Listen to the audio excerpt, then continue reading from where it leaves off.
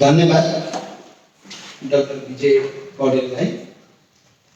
सम्पूर्ण नेतागण, political report दिनुहुने सबै पत्रकार साथीहरू र यहाँ उपस्थित अन्य पत्रकार मित्रहरू, मलाई लाग्छ अहिले मभन्दा पहिला बोल्ने साथीहरू माधवजीसम्म आइपुग्दा धेरै कुरा तपाईँहरूले राखेका जिज्ञासा टिप्पणीहरूको उत्तर आइसकेको जस्तो मैले महसुस गरेको छु, धेरै जसो। अर्को कुरा, अस्तिको दिन मात्रै यहाँ सम्पादकहरूको बिचमा पनि अन्तर्क्रिया भएको थियो र तपाईँ पत्रकार साथीहरूले त्यो दिन भएको छलफलहरू र त्यो दिनको निचोडहरू पनि तपाईँहरूले थाहा पाइसक्नु भएको छ र मैले अलि सविस्तार जस्तै सबै सम्पादकहरूले उठाएका प्रश्नहरूको जवाबसहित समापन गरेको हुनाले पनि तिनै कुरा फेरि अहिले बन्द गरेर दोहोऱ्याइराख्नु पर्छ भन्ने पनि मलाई लागेको छैन। त्यसकारण म संक्षिप्तमा मात्रै तपाईँहरूले उठाएका के विषयमा आफ्नो कुराहरू राख्छु र त्योभन्दा पहिला अहिले देश कोरोना महामारीको दोस्रो लहरका कारण आक्रान्त छ। हामी सबै पीडित छौँ र हजारौं जनताको ज्यान गएको छ। ती सबै मृतकहरूप्रति म श्रद्धाञ्जली व्यक्त गर्न चाहन्छु र सङ्क्रमित र उपचारको क्रममा भएका सबैको शीघ्र स्वास्थ्यको कामना पनि गर्न चाहन्छु र हालै आएको बाढी पहिरोमा परेर पनि धेरै जनधनको क्षति भएको छ। त्यसमा मृत्युवरण गर्ने सबैप्रति पनि म श्रद्धाञ्जली व्यक्त गर्न चाहन्छु र पीडितहरूलाई राहत र पुनर्स्थापनाको लागि हामी आफैले गर्न सक्ने त गरेकै छौँ पार्टीको तर्फबाट, तर राज्यले जुन गम्भीरताको साथ योजनाको साथ जानु पर्ने हो त्यो पुगेको छैन। हामीले 5 दलको तर्फबाट पटक पटक सरकारको ध्यानाकर्षण गराएका छौँ। हामीले खालि सरकारको ध्यानाकर्षण गराएर चुप लागेर बसेका चाहिँ छैनौँ।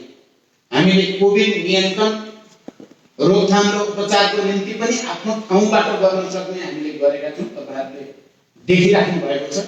अहिले बाढी पहिरोको सन्दर्भमा पनि हाम्रा पार्टी संरचनाहरू र अनि समर्थक शुभचिन्तकहरूलाई व्यापक रूपले नै परिचालन गरिएको छ। अझ पछिल्लोचोटि सबभन्दा बढी भयावह भएको मेलम्ची, हेलम्बु लगायत र मनाङ जस्ता ठाउँहरूका सन्दर्भमा पनि हामी आफैले पनि सक्दो जनतालाई राहत दिलाउने कोसिस गरेका छौँ। अब तपाईँले उठाएका प्रश्नको सन्दर्भमा म एउटा त तपाईँले भन्नुभयो र अरू साथीहरूले त्यसको जवाब दिइसक्नुभयो। यो गठबन्धनको आयु या भविष्य कति छ, के हुन्छ भनेर तपाईँहरूले उठाउनु पर्यो। हामी मुद्दामा आधारित भएर यो गठबन्धन निर्माण गरेको हो।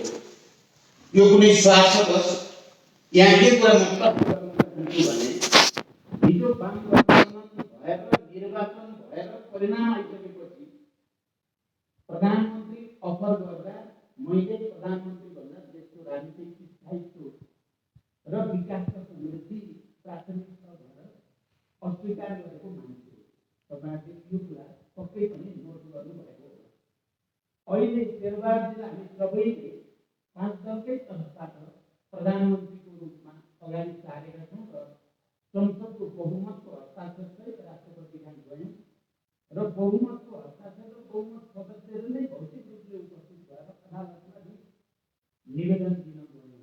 यो दिनको घाम जतिकै सरल र चाहिँ कतै पनि त्यसो गर्दाखेरि शेरबहादुरले अहिले मलाई प्रधानमन्त्री चाहिए कहिले भन्नु। म यति कुरा होला, शेरबहादुरको बारेमा थुप्रै चर्चा होला, टिप्पणी होला, छलफल होला, तर के कुरा चाहन्छु भने माधवजी र यहाँ छौँ उहाँको दायाँ हामीले नै उहाँलाई चाहिँ हामी तयार छौँ तपाईँ उभिन पर्यो भने अब यो पटक चाहिँ यो कुरा तपाईँ पत्रकार साथीहरूले बुझिदिनु पर्ने हुन्छ। कारण अहिले यहाँ हामी प्रधानमन्त्रीको निम्ति हतार कसैलाई पनि हामीले खोजेको पनि होइन।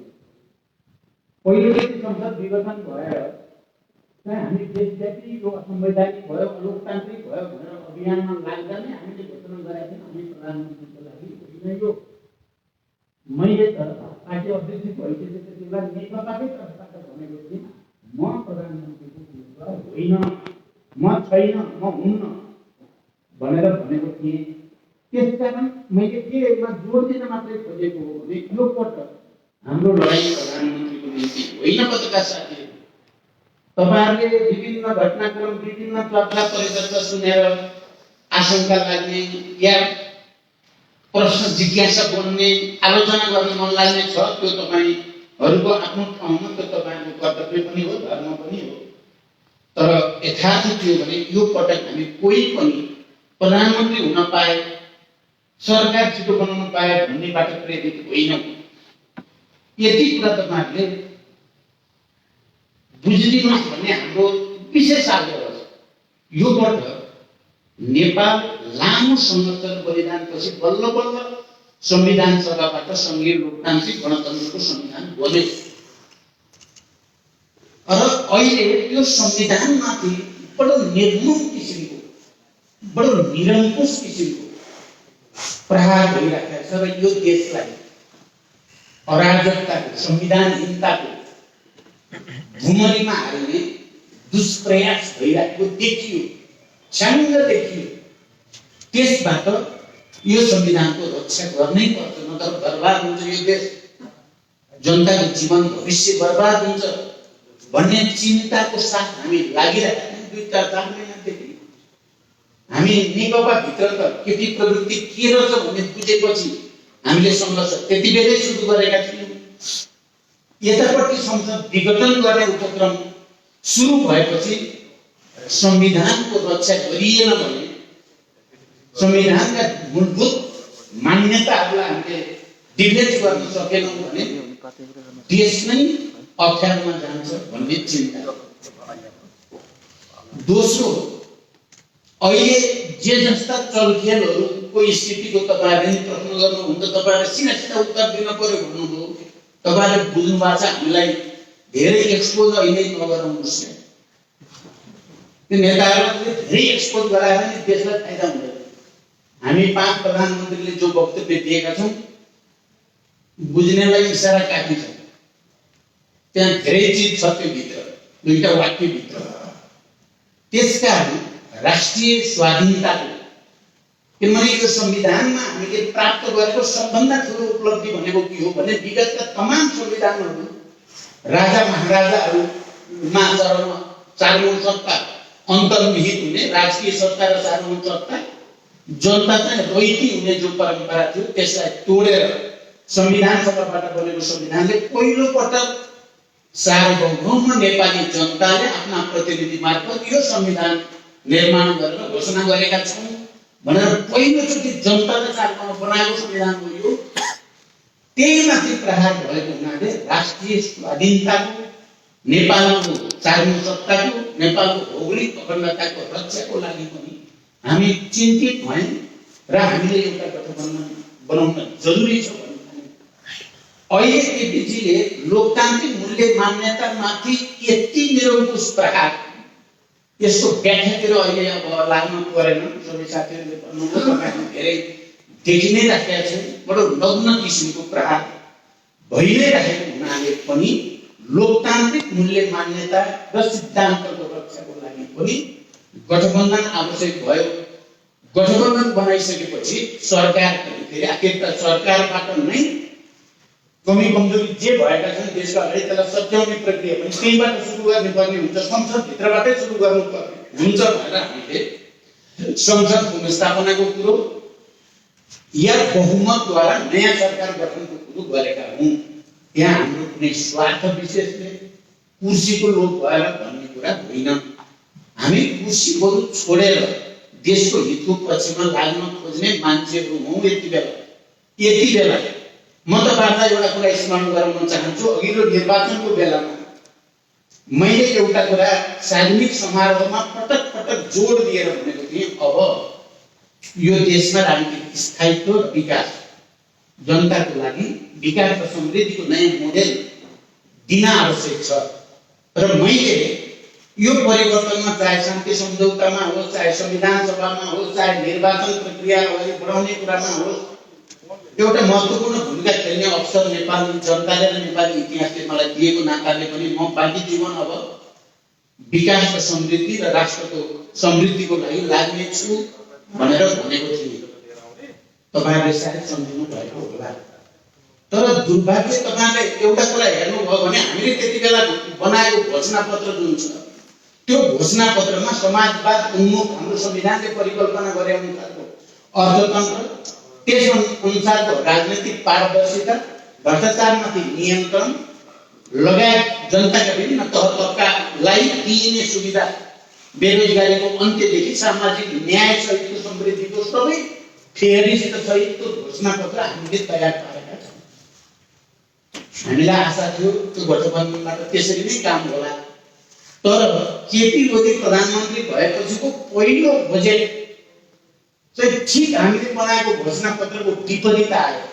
तपाईँ पत्रकार साथीहरूले नजिकबाट हेर्नु भएको छ। हाम्रै सांसदहरू हामीले रोक्नै सकेनौँ, भर्खरै पार्टी एकता भएको छ। बजेट आएको छ उल्टो दिशाबाट, त्यो दलाल पुँजीपतिहरूलाई सेवा गर्ने गरी, जनतालाई होइन। अनि हाम्रो सांसदलाई रोक्नै सकेन। सांसदहरूले झन्डै झन्डै विद्रोह गरे संसदभित्रै। कसको बजेट हो यो? कसले बनायो बजेट? खोइ घोषणापत्रको चाहिँ छेउटुकको केही पनि नभएको के बजेट हो भन्नेबाट लडाइँ सुरु भएको थियो। आज त म तपाईँसँग भन्न सक्ने ठाउँमा छु, हामीले नगरेको होइन। तपाईँले भन्नुभयो मिडियाले हामीले भित्र विरोध गरेकै हो, ठिक छैन। यो संविधानमा प्रेस स्वतन्त्रताबारे जे कुरा गरिएको छ त्यसको विपरीत छ। हामीले बहस गर्यौँ, त्यसलाई रोक्ने कोसिस गर्यो। किन पार्टीमा कहिल्यै छलफल गराउनु भएन। प्रधानमन्त्री यो केपी ओलीको एउटा बानी के त भने डेमोक्रेटिक छलफल भन्ने उहाँलाई पटक्कै मन पर्दैन। कमिटीमा छलफल बहस भनेपछि पुरै अरुचि हुँदो रहेछ। कहिले कुनै विधेयकमाथि पार्टीमा छलफल गराउन आवश्यक भनेर ठान्नु भएन। माधवले हुनुहुन्छ, हामी यही छौँ, हामीले विरोध गर्यौँ। गुठी विधेयकको कुरा गर्नुभयो तपाईँहरू कतिपयले। यही ठाउँमा प्रधानमन्त्री विदेशबाट आउनु भएको थियो। गुठी विधेयकका विरुद्ध देशव्यापी र काठमाडौँमा व्यापक विद्रोह हुन लागेको थियो। प्रधानमन्त्री दमन गरेर भए पनि लान्छु भन्न थाल्नुभयो। यही पल्लो कोठा हो, प्रधानमन्त्रीको कोठा हो, म उभिएँ। तपाईँ यदि यो विधेयक फिर्ता लिनुहुन्न भने म जान्छु सडकमा र म नेतृत्व गर्छु भनेपछि मात्रै फिर्ता दिए हो। यो कुरा पत्रकार साथीहरूले आज मैले यो खोल्न पर्ने स्थिति देखेँ। भएपछि मात्रै गुठी विधेयक फिर्ता भयो। माने यो प्रत्येक कुराहरू सङ्घर्ष चुनिँदै गयो। तपाईँले भन्नुभयो ओलीलाई एक्लोटी किन छोडिस्? अब त्यहीँनिर मेरो अलिअलि कमजोरी त्यही छ। म अलिक उदार छु, अलिक भावुक छु, त्यो ठिकै हो। भर्खर पार्टी एकता गरिएको लडाइँ सुरु भइहाल्यो भनेपछि के त अहिले भर्खरै झमेला गरेर त जनताले के भन्ला, तपाईँ पत्रकारहरूले के भन्नु होला लाजै मर्नु भनेपछि बरु अलिकति छोडिदिएर हुन्छ भने छोडिदिउँ न। तर त्यो अध्यक्ष पालो पालो भन्ने थियो, बराबरी हैसियत भन्ने थियो। उनले त मानेन, पछि सही गरिसकेको छ, पछि मान्दैन।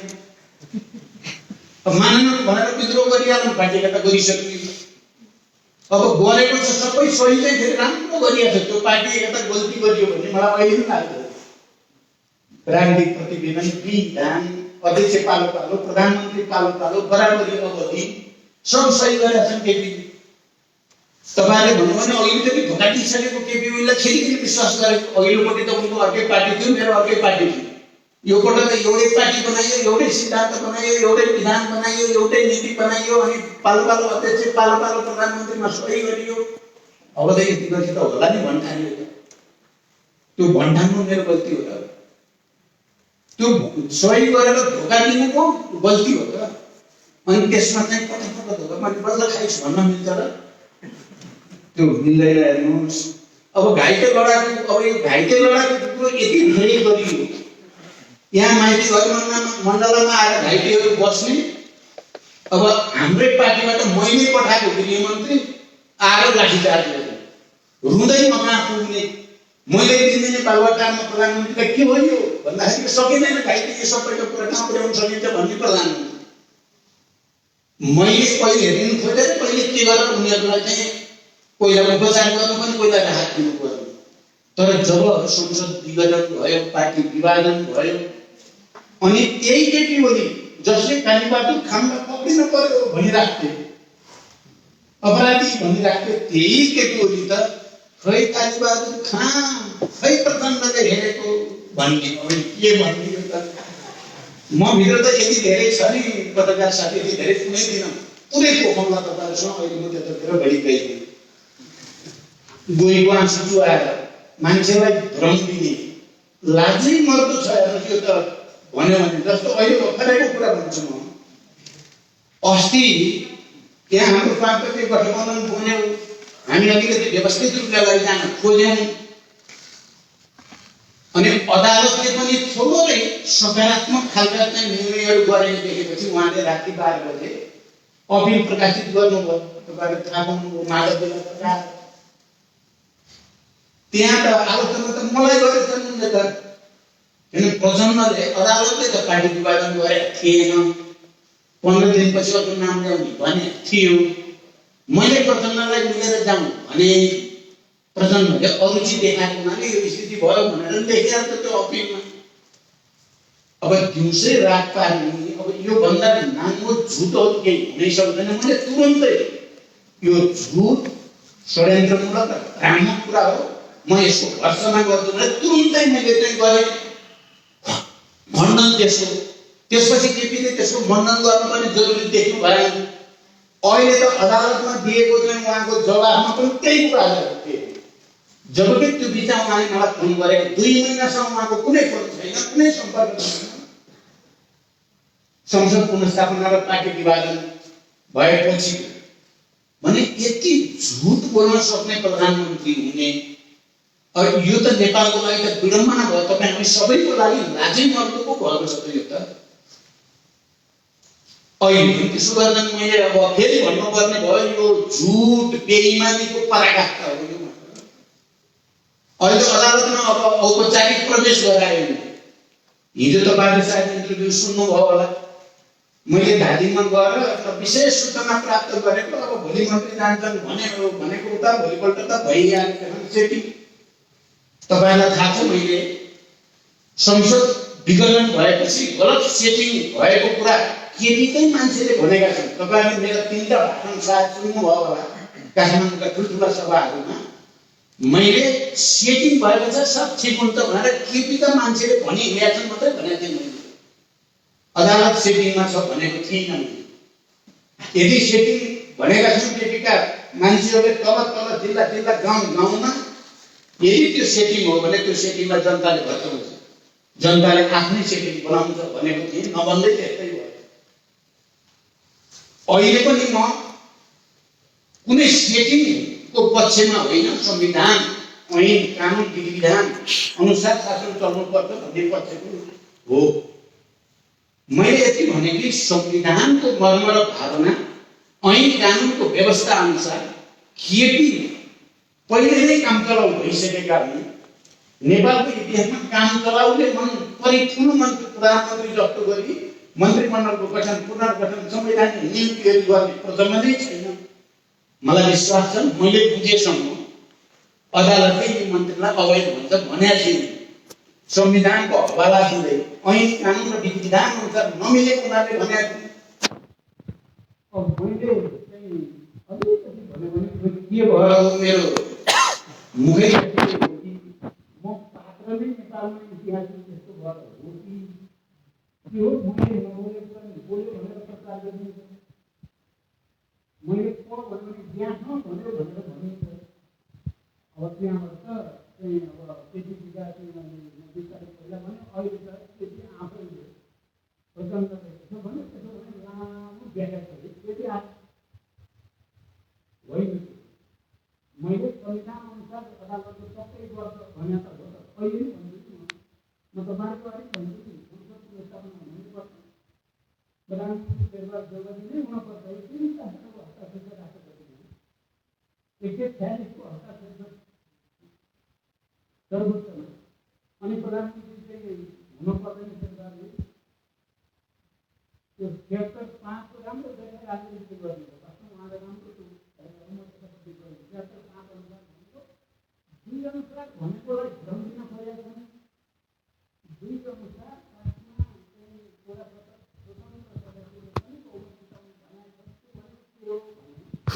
एकदम स्पष्ट छ यो भनेको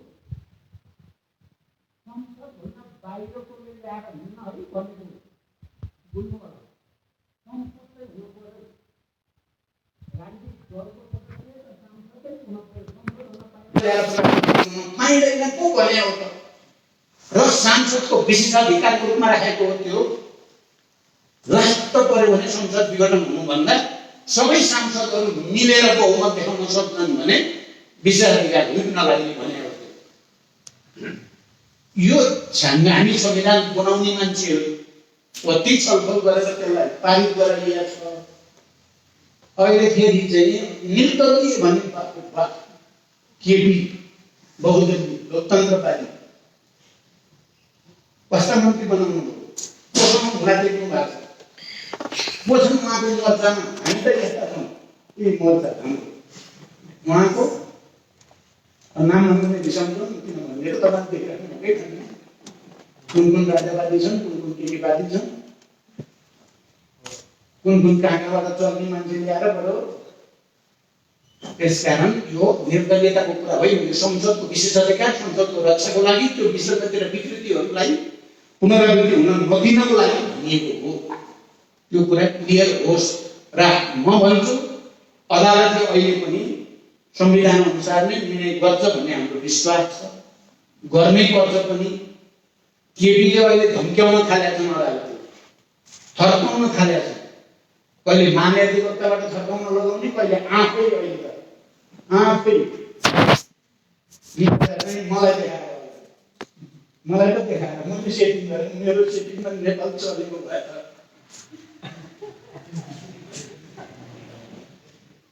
त्यसो भएको हुनाले म के भन्छु भने आज भन्छु फेरि सर्वोच्चले संविधान अनुसार फैसला गर्छ, ऐन कानुनको व्यवस्था अनुसार फैसला गर्छ, लोकतन्त्रका मूल्य मान्यता अनुसार फैसला गर्छ, गर्न पनि पर्छ। त्यसअनुसार गर्दा हेर्नु होला केही दिनपछि शेरबहादुर प्रधानमन्त्री हुनुहुन्छ भन्छु म। यो सेटिङ गरेर भने आउँछ मैले हेर्नु होला त्यही हुन्छ भने भयो भने प्रधानमन्त्री पहिल्यै भने यस्तो पनि हुन्छ लोकतन्त्रमा, राजनीतिक स्वतन्त्रतामा। त्यस कारण त्यो घाइते पनि मैले भनिहालेँ। अब हाम्रो पद त के सङ्कटमा छ? म अध्यक्ष छँदैछु माओवादी केन्द्रको, म भित्र केही सङ्कट छैन। शेरबहादुर सभापति हुँदै हुनुहुन्छ, उहाँलाई केही सङ्कट छैन। अलिकति अप्ठ्यारो माधवजीलाई, तर माधवजी अहिले झन् ठुलो नेता हुनुभयो। मैले हेर्दा तपाईँले भने जस्तो उहाँ जोसँग उभिँदै जानु भएको छ। एमालेको रियल लिडर चाहिँ माधवजीदेखि उब्रिँदै उब्रिँदै आउनु भएको छ। केपीले खस्किँदै खस्किँदै खस्किँदै अब त त्यो त्यसलाई भन्दा त्यसलाई लाग भने जस्तो स्थिति बनेको छ। अब मैले बोल्दाखेरि त्यस्तो हुने हुन्छ। एउटा प्रथम के भयो अस्तिको दिन गण्डकीको सरकारको कुरा आयो। अहिले राजाको साथीले भन्नुभयो राजाले एउटा आदर्श प्रस्तुत गरेकै छ भन्ने हामी सबैले ध्यान दिनुपर्ने कुरा नै छ। सरकारले निरन्तर प्रगतिगामी कार्यक्रमलाई विरोध गर्छ, तर सरकारले लोक नगर्ने मन्त्रीमा नै हामी जान्छौँ भनेर उहाँले कुरा गर्नुभयो। त्यहाँ पहिल्यै सरकार बनाउन गए दीपक मनाङलाई मन्त्री बनाएको छ।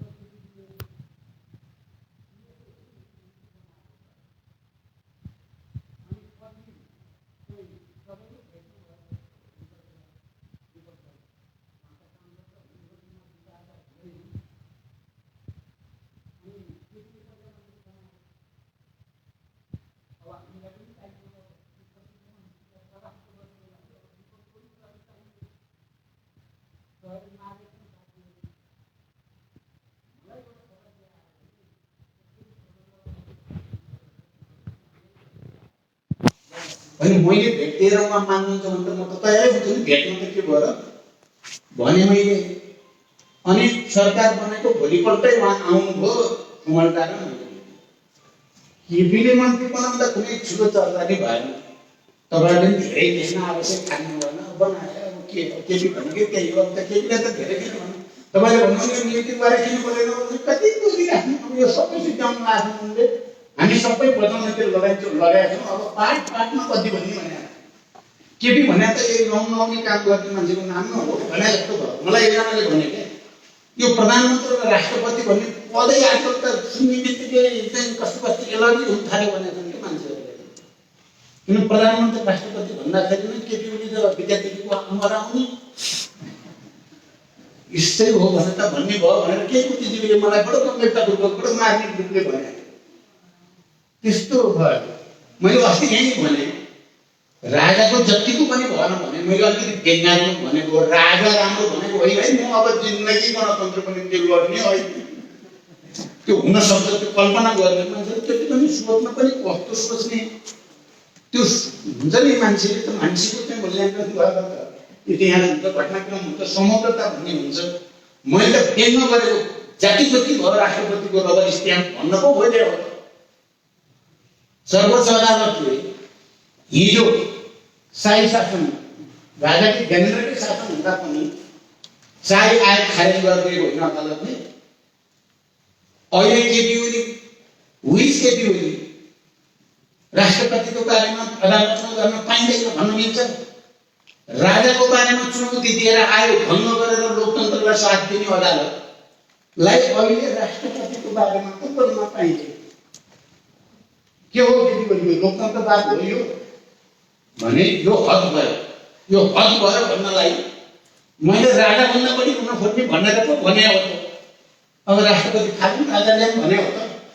तपाईँ त्यस्तो त्यसलाई धेरै छोडिदिनु पर्यो क्या तपाईँहरूले। नहुने कुरा चाहिँ गरेर वातावरण बिगार्ने यो गर्न भएन भन्ने मलाई लाग्छ। अब अर्को मलाई सोध्नुभयो तालमेलमा मात्रै बढी बुद्धिस्ट माओवादी आफ्नै पार्टी राम्रो बनाउन छोडेर भन्नुभएको छ। यसमा अलिअलि सच्चाइ छ। अहिले हामीले आफ्नै पार्टीलाई बलियो बनाउने संगठनको आधार जनआधार बलियो बनाउने कुरालाई नै प्राथमिकता दिएर संगठन कार्यदल बनाएर काम गर्दैछौँ। तर त्यसको अर्थ राजनीतिक दलहरूसँग सहकार्य गर्ने देशको राजनीतिलाई सही ट्र्याकमा ल्याउने जिम्मेवारी पनि त हाम्रो छ। अझ मेरो त विशेष छ भन्ने मलाई लाग्छ नि शान्ति सम्झौताको हस्ताक्षरकर्ता हुनुको नाताले मैले अघि भने यो सबै परिवर्तनमा एउटा सक्रिय सहभागिताको नाताले मेरो जिम्मेवारी छ। म राजनीतिक दलसँग सहकार्य छोडेर चाहिँ गाउँ गाउँ गएर मात्रै बसेर हुन्छ त देश भन्दा हो प्राथमिकता कहिलेकाहीँ नमिलेको साँच्चै हो। तर अहिले चाहिँ हामी यति बेला देश बचाउन संविधान बचाउन लोकतन्त्र बचाउन चाहिँ यो गठबन्धन त्यही उद्देश्यबाट प्रेरित छ। तपाईँहरूले यसलाई कमजोर पार्ने काम नगरिदिनु होला। यो कमजोर भयो भने धेरै ठुलो दुर्घटनामा देश जाने खतरा छ। यो बलियो भयो भने देश बच्छ संविधान बच्छ लोकतन्त्र बच्छ। त्यसपछि लड्दै गरौँला नि। त्यसपछि प्रधानमन्त्रीले के भयो आउँछन् जान्छन् त्यो ठुलो कुरा होइन। सिस्टम चाहिँ बच्नु पर्यो भन्ने कुरा हो। तपाईँको सहयोग रहँदै आएको छ। फेरि मैले यसो गरेर तपाईँहरूले गर्नु भएन भन्ने पनि होइन। अहिले यहाँ आयो ठिकै हो पत्रकारले हामीले बुझेका छौँ। हिजो पनि युद्धलाई शान्तिमा ल्याउन पनि तपाईँहरूको महत्त्वपूर्ण भूमिका छ। संविधान बनाउने बेलामा पनि तपाईँहरूको महत्त्वपूर्ण भूमिका छ। अहिले पनि हुन पर्यो। यहाँ कुरा के छ भने एउटा चिज चाहिँ नेताहरू सबैलाई एउटै डालोमा राखेर बोल्ने प्रवृत्ति चाहिँ केपी प्रवृत्ति हो क्या। त्यो अहिले महाराजले भन्नुभयो कुरा धेरैचोटि भनिसकिया छ। एउटालाई प्रधानमन्त्री र अध्यक्ष एक बजे अर्कोलाई 4 बजे मलाई त कहिले पनि भन्ने के हो भने एमाले भित्र नेता भेटिएन सिद्धिए त्यसो भएर तपाईँ नै अर्को नेता भनेर मैले तपाईँसँग गरेँ हो भन्ने त हजारचोटि भने म धेरै भन्दै थिएँ। अब केपीले जे मन लाग्यो त्यही बोल्न थालेपछि मैले उसले बोलेको त भन्नु पर्यो भनेर भने। तर हो त उनले साँच्चै मलाई नेपालको महान नेता ठानेरै एकता गरे हुन्छ मसँग भन्दा त्यो त होइन नि। उनले त आफू प्रधानमन्त्री पाउनुको लागि गरेर छन्। मैले त सही गरेपछि त म त त्यो त एकचोटि सही गरिसकेपछि त गरियो भन्ने हुन्छ हामीलाई त। उनलाई त सही गर्ने च्याट्ने उनको त एकचोटि धोका दिए। अब अरूचोटि मैले भनिहालेँ पार्टी एउटै भयो त धोका गर्ने नपाउलान् र माधवजी हुनुहुन्छ अरू झलनाथजी हुनुहुन्छ ठुला पूर्व प्रधानमन्त्री नै हामी यतिका छौँ भने ठिक गरिएला भन्न थालेको त ठिक त गरे हो नि। हामी हारेर निक्लियो। संसदीय दल नेताबाट पनि हटाइएको बहुमतले हस्ताक्षर गरेर पार्टी सदस्यबाट पनि हटाइएको 70%ले हामी हारेर उनी आएर भने अब यहाँ त षड्यन्त्र भयो, भयानक थियो, यो षड्यन्त्रलाई परास्त नगरी हुँदैन भनेर यो गठबन्धन हो साथीहरू। अब बाहिर हस्तक्षेपबारे नै मैले भनिसकेँ, बुझ्नेलाई इसारा काफी धेरै नएक्सपोज गर्नुहोस् क्या नेताहरूले, यो कुरा पनि भइ नै हाल्यो। अब हामीले गर्छौँ के, मैले भन्दाखेरि अब हामी पाँचै दल गम्भीर रूपले नै छलफल गरिराखेकै छौँ। यो देशलाई के गरी बचाउने, लोकतन्त्र के गरी बचाउने, संविधान कसरी बचाउने, जनताको सामाजिक न्याय र समृद्धिको आकांक्षालाई कसरी सम्बोधन गर्ने भन्ने नै छ। म चाहिँ के भन्न चाहन्छु भने, मैले निर्वाचनको बेलामा घोषणापत्र तयार पारेर जनतालाई यसरी यसरी विकास दिने, भ्रष्टाचार रोक्ने भनेर जे प्रतिज्ञा गरेका थिए र अब बाँकी जीवन म चाहिँ विकास र समृद्धिमै लगाउँछु भनेको थिएँ। त्यसैको निम्ति लडिन्छ, त्यसैको निम्ति लडिन्छ, विश्वास गर्नु होला। मैले भने नेताहरू त हामी नै हो। अब अहिले आकाशबाट अर्को नेता जन्माउनु खसाउन पनि सकिँदैन, जमिनबाट अब तुरुन्तै उमारौँ भनेर उम्रिँदैन, जस्ता छौँ हामी यस्तै छ। तर हामी यी सबै लोकतन्त्रको लागि, गणतन्त्रको लागि, यो संविधानको लागि लडेका नेताहरूको पङ्क्ति हो यो। यति त ऐतिहासिक रूपले प्रमाणित छ यो त। केपी लडेका नेता होइन, उनी बरु हुँदैन गणतन्त्र भन्नेवाला हुन्। अहिले पनि गणतन्त्रका विरोधीसँग उनको मोर्चा छ, राष्ट्रिय स्वाधीनता विरोधीसँग उहाँको मोर्चा छ। यति त तपाईँले देखिराख्नु भएकै छ नि। यही कुरा चाहिँ म फेरि राख्न चाहन्छु। दुई पासाको कुरा त्यही हो। अब हामीले कमजोरी केही नि गरेका छैनौँ, हामीले भनेका छैनौँ, हाम्रा पनि कमी कमजोरीहरू भएका छन्। मैले श्वेतपत्र जारी गर्ने कुरा पनि गरेको थिएँ, तर पछि संसद पुनर्स्थापना भइहालेर अर्को प्रक्रियामा लाग्यो। अहिले हामी 5 दल अब कार्यक्रम बनाउनेतिर छौँ। हामी यो क्षणिक हामीले सोचेको होइन, यो गठबन्धनलाई यसो एकछिन सरकार बनिँदैन भन्ने होइन। अब यो संविधान दायाँ बायाँ गर्न कसैले सक्दैन भन्ने परिस्थिति बनाउने, राष्ट्रमाथि चाहिँ कसैको चल्ती हुन नपाओस्, नेपाली गर्ने बनाउने हामीले गरे हो, हामी नगरे हो र। तपाईँलाई थाहा छ नि, संविधान बनाउने बेला कति दबाब थियो, कति चल्थ्यो, कति धेरै थियो। अझ त्यसको चाहिँ भूकम्पको केन्द्रबिन्दुमा म थिएँ, बनाइ नेपाली पनि बनाइ मान्ने, चुनाव नगराउन पनि कम थिएन, भित्र बाहिर जताततै धेरैतिरबाट हामी सेवाजी हामी त्यति बेला जसरी चुनाव गराउनु पर्छ भन्ने लागि गरायौँ। अब अहिले पनि हामीले गर्ने, नेपालको फैसला नेपालीले गर्ने। हामी सबै छिमेकीसँग राम्रो सम्बन्ध बनाउने, कसैप्रति गैरभाव त हाम्रो होइन नि त। हामी छिमेकीहरूसँग राम्रो सम्बन्ध बनाउने, तर हामीलाई कसैले पनि हेप दिन चाहिँ भएन। हामी हेप दिन चाहिँ सक्ने जात परिएन। धेरै अप्ठ्यारो इतिहासका कालखण्डमा नेपाल स्वतन्त्र सार्वभौम सम्पन्न राष्ट्रको रूपमा विश्वमा देखिएको राष्ट्र हो। त्यसका नागरिक हुनु त हामी त। त्यसकारण हो साथीहरू, मैले सकेँ।